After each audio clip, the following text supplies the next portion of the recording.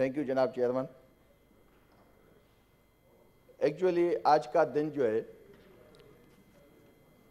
वो निहायत ही अफसोसनाक है, क्योंकि ये कंटिन्यूटी है। कल जो केपीके में दहशतगर्दी का वाक़या हुआ, या उससे पहले परसों बलूचिस्तान में जो बस का वाक़या हुआ, लेकिन कल कोहाट में कश्ती का वाक़या हुआ है, जिसमें भी 12 बंदे जो हैं वो वहाँ बह गए हैं, पानी में डूब गए हैं।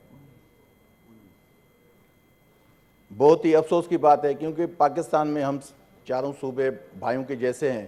तो आज हम खुद जख्मी हैं कि केपीके में जिस तरीके से कल जो है वो सुबह तक कोई 88 हमारे भाई जो हैं वो शहीद हो चुके हैं, 170 से ज़्यादा जो है ज़ख्मी हैं।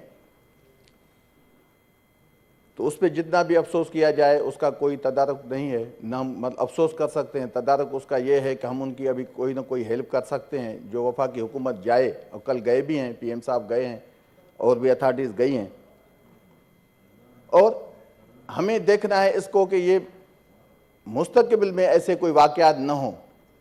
लेकिन अफसोस हुआ कि यहाँ इस हाउस में कल से एक ही बात चल रही है। पहले तो लीडर ऑफ हाउस ने कल कहा कि जी ये वाक़यात बिल्कुल ख़त्म हो गए थे और इसकी जिम्मेवार जो है वो खान साहब की हुकूमत है। फिर हमारे एक कुलीग ने कल कहा कि ये जी बारूदी सुरंगें हैं, माशी सुरंगें हैं, वो भी खान साहब ने बिछाई। अभी भी आज भी एक स्पीच, उसमें भी ये सुनने को आया कि TTP को खान साहब जैसे लॉन्च किया उसने दोबारा। बड़े अफसोस का मकाम है कि अगर इस बड़े हाउस में इस मौके पे जहां अभी उन लाशों की तदफीन नहीं हुई, हम यहां पॉलिटिकल बातें करें बैठ के और सीनियर लोगों से, तो अफसोस होता है कि बजाय हम उसके हल पे जाएं और यहां भी पॉइंट स्कोरिंग। ये नहीं होना चाहिए। मैं इस ऐवान में आपसे ये इल्तिजा करता हूं कि इसकी इंक्वायरी होनी चाहिए, क्योंकि ये बातें बड़ी कर देते हैं। पॉलिटिकल चीजें मैं उस पर भी आऊंगा कि ये बातें बड़ी कर देते हैं। हर खान साहब के अलावा इनको कोई आदमी नहीं मिलता जिस पे ये अपनी कमजोरियां, कोताहियां इंपोज करे। और बड़े जो है ना, ये अभी इसकी इंक्वायरी होनी चाहिए। जैसे लीडर ऑफ अपोजिशन ने कल कहा, वो लॉ मिनिस्टर भी हैं, उनको यहां तो देखने में कुछ नहीं आता। जो इस 9 महीने में आपने पॉलिटिकल लोगों का हशर किया है, जो पॉलिटिकल पार्टीज को, पॉलिटिकल एक्टिविस्ट को, BRS को आपने जो उनको निशाना बनाया है, उस पर तो आपका कंट्रोल नहीं होता।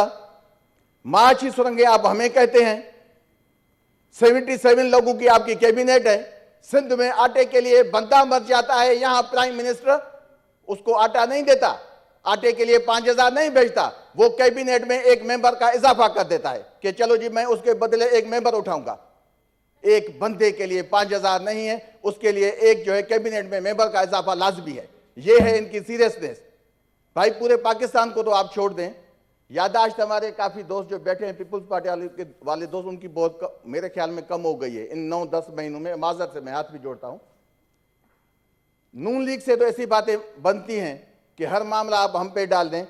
ये माजी में भी ऐसे दावा करते आए हैं। आप 97 में जाएं, जब आसिफ जरदारी साहब को अरेस्ट किया गया था, तो क्या कहते थे ये मत वाले नून लीग के?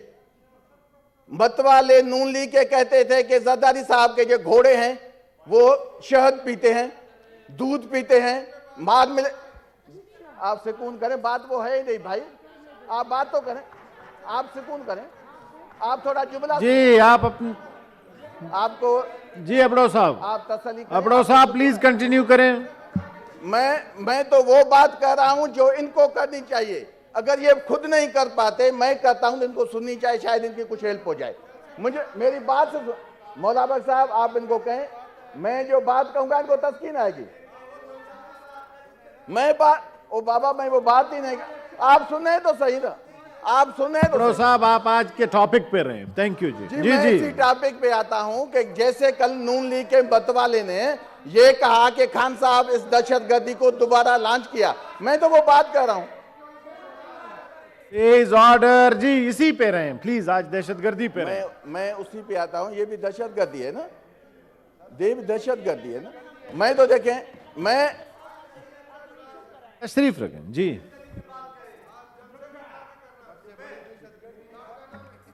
ये पहले Please बोल- order. ये पहले बोल लें, मैं बाद में बोलता हूं। ये पहले बोल लें। नहीं, ये पहले अगर इनको ना, मैं पूछ सकूं हूं, ये बोले, मैं बात अपनी कंप्लीट करूंगा। ऐसे कोई नहीं कि इनके बोलने आप से माइक पे हैं, आप बोलें। नहीं। देखिए बात ये, मैं तो ये कहना चाहता था कि नून लीग के सिटिंग मिनिस्टर हैं, हमारे दोस्त हैं, भाई हैं, लेकिन बात कम से कम उनको ये करनी चाहिए कि दहशतगर्दी के वाकयात कैसे खत्म हो। भाई अभी तो आपकी गवर्नमेंट है ना, एक पहलू भी है, एक पहलू भी है। मैं इनको समझाना चाहता हूं, केपीके का गवर्नर 3 दिन पहले कहता है कि हम केपी में इलेक्शन अनाउंस कैसे करें, यहां लॉ एंड ऑर्डर की सिचुएशन सही नहीं है। उसके 2 दिन के बाद धमाका होता है, उसमें 88 लोग शहीद हो जाते हैं। ये कोई मामूली बात है? खूने नाहक बहुत पी चुकी ये जमीन, अब कोई दिन में ये खून उगलने को है। खत्म हो जाएगी ये तमाशागरी, वक्त पलटेगा रोजे जजा की तरह। ये जो पेशावर में ताजा लहू है बहा, एक कयामत करेगा फलक पर बपा। गम की सलमनाक घड़ी में बोल सानह पेशावर में शहीद होने वालों के लवाहिकीन के साथ है। सब्सक्राइब करें और बेल दबाएं ताकि कोई खबर रह न जाए।